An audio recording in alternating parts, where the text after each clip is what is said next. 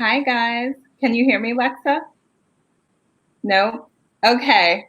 So Lexa can't hear me, um, but we're going to do this in a completely different way. Lexa, introduce yourself. Hi, everybody. I'm Lexa Walsh. I'm an artist based in Oakland, California, who is all of us living through these strange times.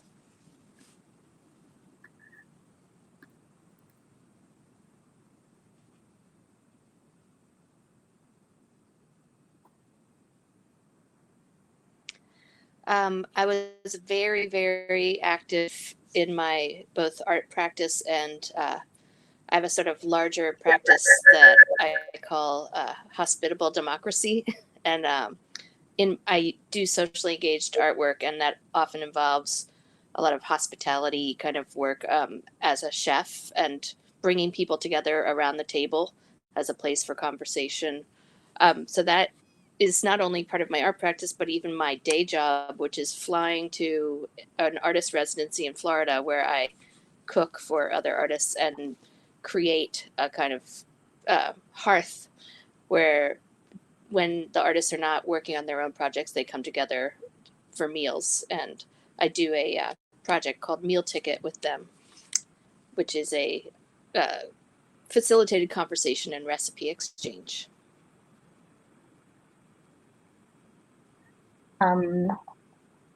Explain what the artists are. Okay, so it's a place called Atlantic Center for the Arts. It's one of the oldest artist residencies in the United States. I think it started in 1979, or it was founded then. Maybe the residency started in 81.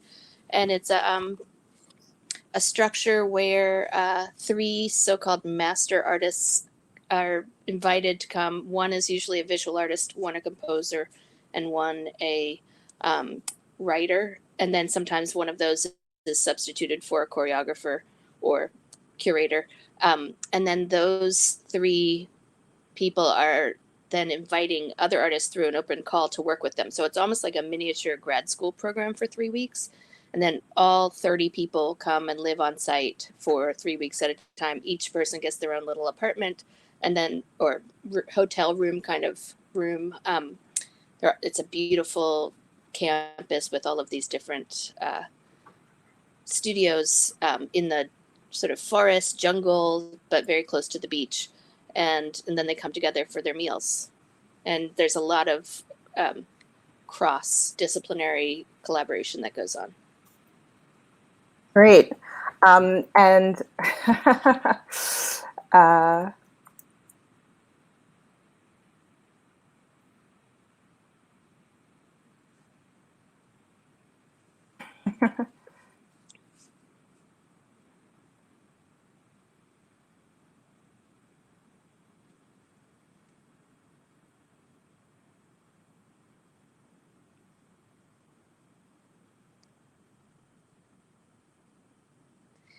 So I was supposed to be going to an artist residency this month at Grand Central Arts in Santa Ana, California. And that is another really cool residency program that you have to be invited to come, but then you can sort of arrange your time there to be however it works for you. So you could come and stay for as long as your project needs. You could come 10 times in a year. It's sort of, they have a really open structure so that it's not outcome based. Instead, it's process based. So in that one, I'd done a visit last year for a week and learned about a group of radical nuns in the Sisters of St. Joseph's of Orange. And I'd grown up Catholic, the 15th child in a Catholic family, gone to Catholic school, and did not have a very warm, fuzzy relationship to the nuns of my childhood, but have recently rediscovered an interest in them by doing a project last year making ceramic nun portraits of the nuns of my childhood. And that kind of got me reinterested in how I could sort of rethink my relationship to nuns and and there are just so many more sisters out there that are not the sisters of my childhood that had repressive, bad, lots of miseducation, let's say. So that's a really cool project that I'm excited to be working on, but it has been completely postponed till unknown periods of time.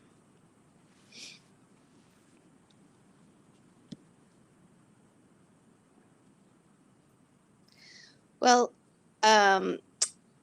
they are, I obviously just have to wait until we all feel that it's safe to work with them, because almost all of them are older.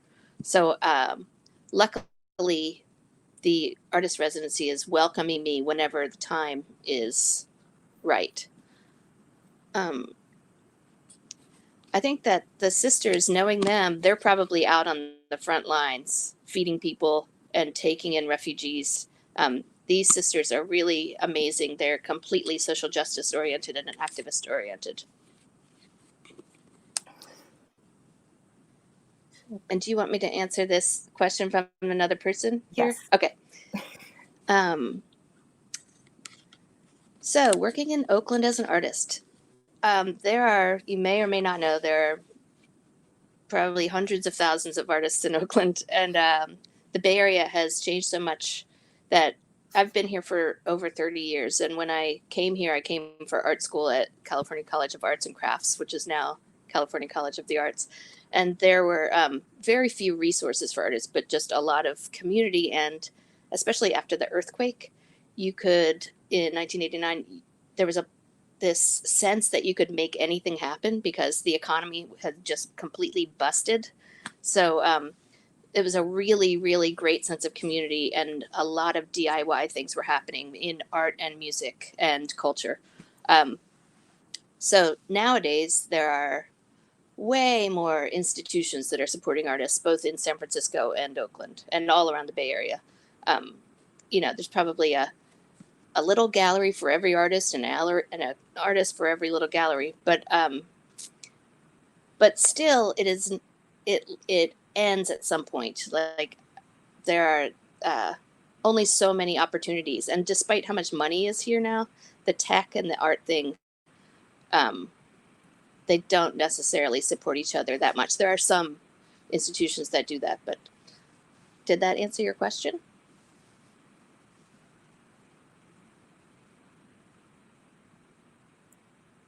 Shall be.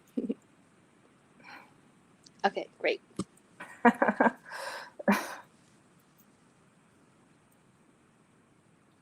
I obviously have a nostalgia for the good old days. Yeah. So, how is Oakland still representing post-punk culture? Yeah, I don't really feel like it is so much. I mean, there are still cool, there's still like this like air of activism and stuff like that, but I feel like there's such a like fight against that culture and the culture of tech that it feels like, whoops, kind of a struggle. Sorry.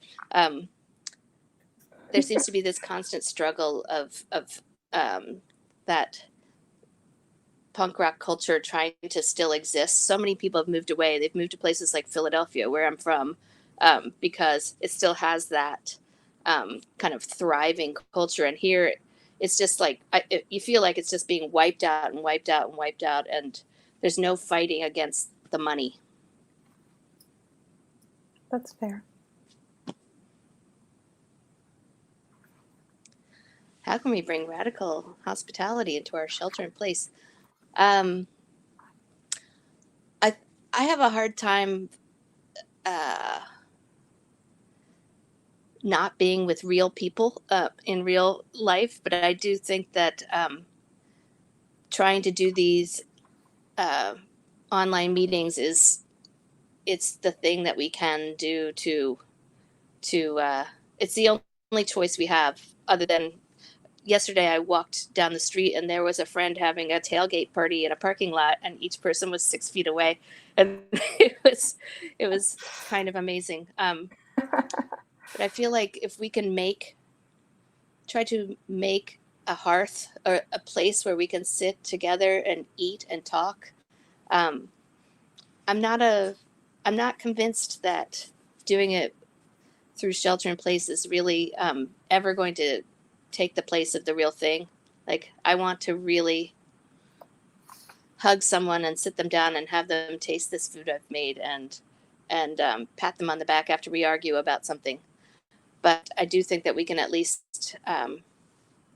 I think so many people are attempting to make and create and continue community through these online platforms.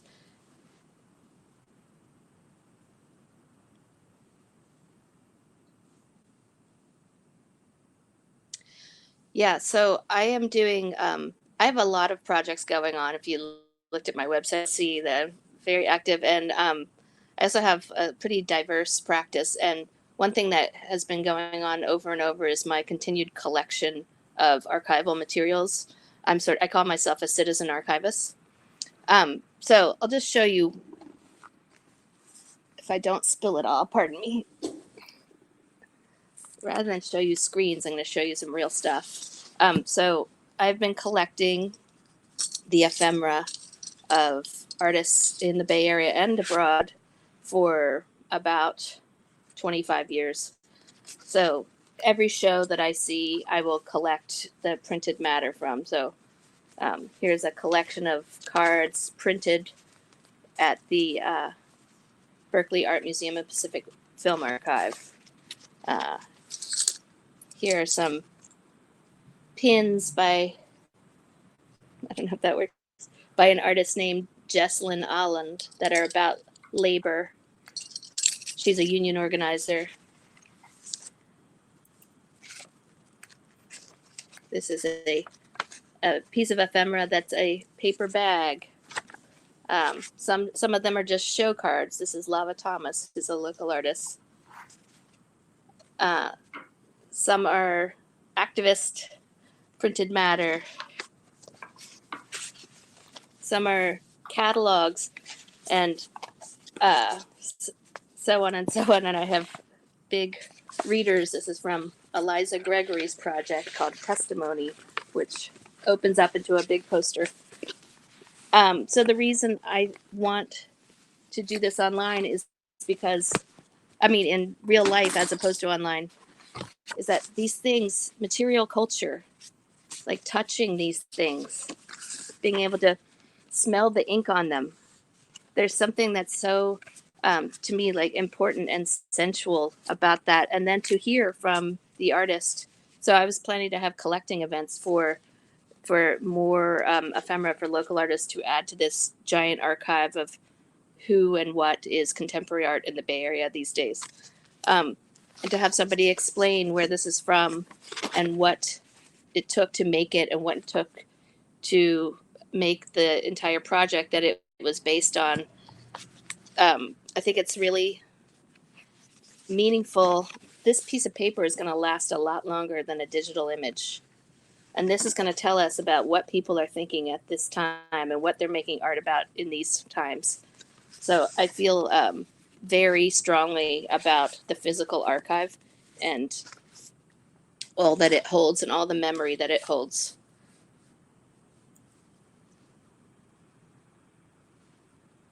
Oh, Shilpa first. I want the future to, I don't necessarily want it to go back to normal. What can this time teach us about what we're using, how we feel community? I think that I would like very much to come back to touching humanity, and but I would love to do that. We all do it with more consciousness, and also thinking about our environmental impact, because we really see a difference in that during this shelter in place. So I have hope for the future. I don't think it's as doomy, but I am also slightly doomy in that, like, I would never have children because I would not want to bring them into the world in this world. But I also probably don't want children because I have a complete sense of family, being the youngest of 15. Can I move on to the next question? Yes. Okay. So I organized my archives by, I have about 20 boxes of ephemera like that, and it's organized by continent, country, region, city, and then each, I organize it by venue. So each venue is organized either by a for-profit or nonprofit venue, and then I will put the ephemera in each of these folders. And then there are also artist folders that are specifically geared towards socially engaged artists. So I'll have a folder. I'll usually take 3 of each piece, which sometimes it's hard when you're in a New York gallery saying, "Can I have 3 of your show cards?" And they don't really want to give you any unless you're a collector. But that's how they're organized. And I'm working with another archivist and actually 2 other archivists who are professional archivists as mentors, sort of, and advisors. And they suggested that using the Los Angeles Contemporary Art Archive internet form as a way to let people upload their own work. So I'm sort of figuring out now whether I can actually do that myself or whether I have to hire a web designer. But it's funny how these times I actually just want to work and play. I don't want to work on the things that I have to work on. I want to experiment in these times. I feel like I want to give myself a little slack. And so my studio is filled with all sorts of fun tactile projects.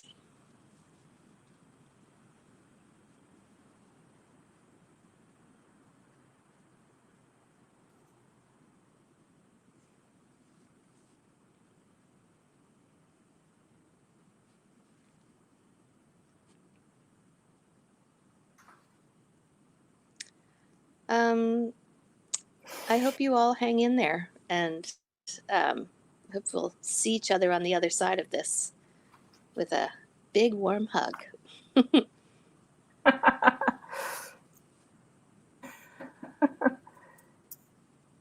Tiffany, thank you for doing this.